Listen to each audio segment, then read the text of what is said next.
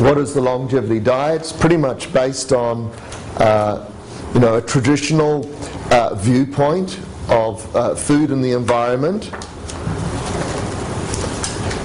We observe how traditional people lived and how they lived close to the land, and we're wanting to replicate that as much as we possibly can in our modern life. I mean, that's essentially the story. I mean, and that's the art of doing this work. I mean, it's tricky sometimes, as you know. It's hard to get the local food, right? Unless you live in France. Right?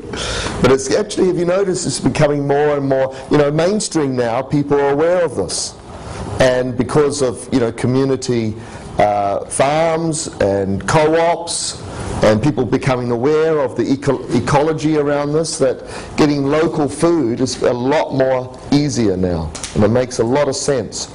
So it makes a lot of sense not just ecologically, but it makes a lot of sense for your ability to be able to adapt to where you are, because nature is already doing that. When you eat foods from your bioregion, nature is saying, these are the types of foods that are good for you to eat to adapt to this bioregion. So the more you are able to do that, the more you become part of that, that land and that bioregion that you live in. And essentially health is about adaptation, and health is about your ability to change.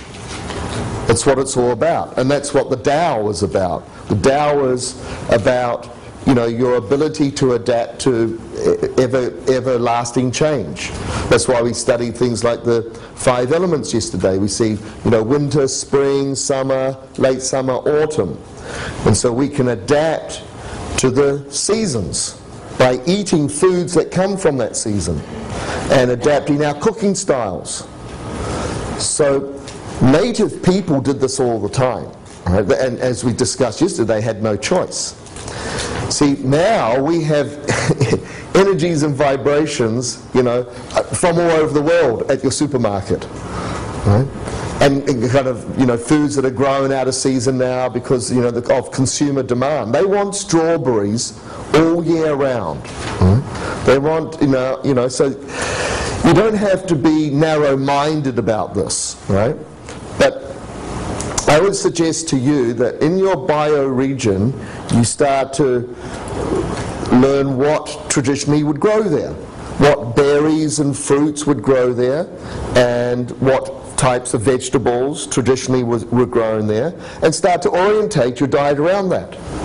And there's going to be a lot of variation between the northern part of America, the southern part of America, and so forth.